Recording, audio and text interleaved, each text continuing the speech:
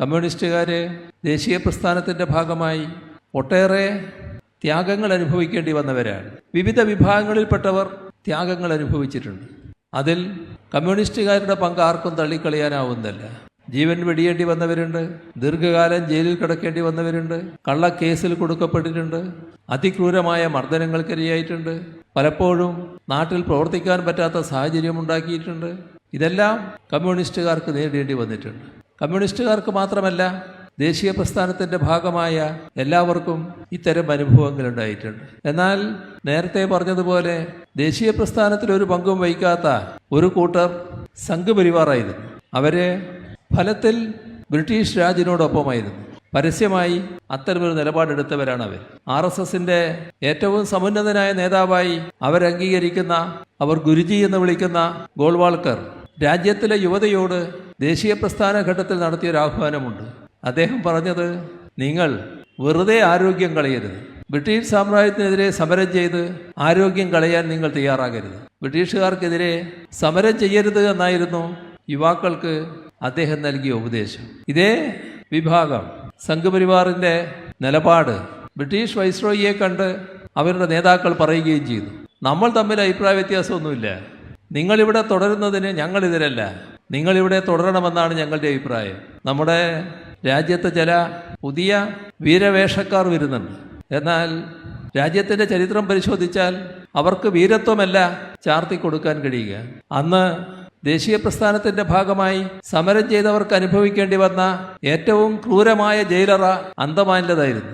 അന്തമാനിൽ കടന്ന സ്വാതന്ത്ര്യ സമര സേനാനികൾ ധാരാളമാണ്. നമ്മുടെ കേരളത്തിലുള്ളവരും നിരവധിയുണ്ട്. അവരെല്ലാം രാജ്യത്തിന്റെ സ്വാതന്ത്ര്യത്തിനു വേണ്ടിയുള്ള സമരത്തിന്റെ ഭാഗമാണ് എന്ന് കണ്ടുകൊണ്ട് ജയിലറയിൽ കഴിയുകയാണ് ഉണ്ടായത്. അവരാരും മാപ്പ് എഴുതി കൊടുക്കാൻ തയ്യാറായില്ല. പക്ഷേ ഇപ്പോൾ വീരത്വം ചാർത്തുന്ന സംഘപരിവാർ നേതാവ് അന്തമാനിലെത്തി. അദ്ദേഹത്തിന് അത് തുടരാൻ കഴിഞ്ഞില്ല.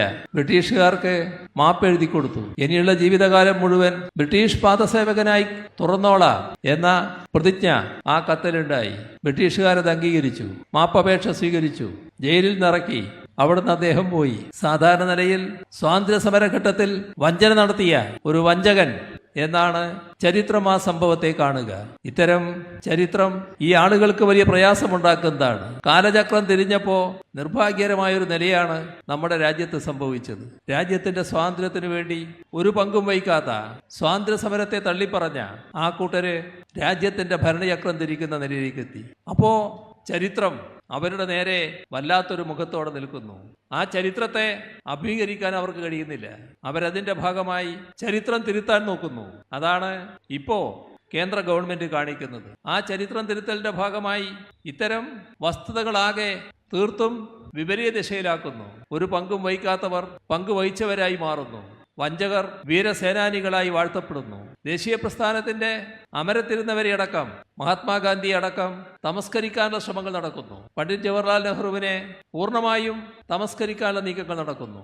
അതേസമയം തെറ്റായ രീതിയിൽ ചിത്രങ്ങൾ അവതരിപ്പിക്കാൻ, പുതിയ ചരിത്രം രചിക്കാൻ ശ്രമം നടക്കുന്നു.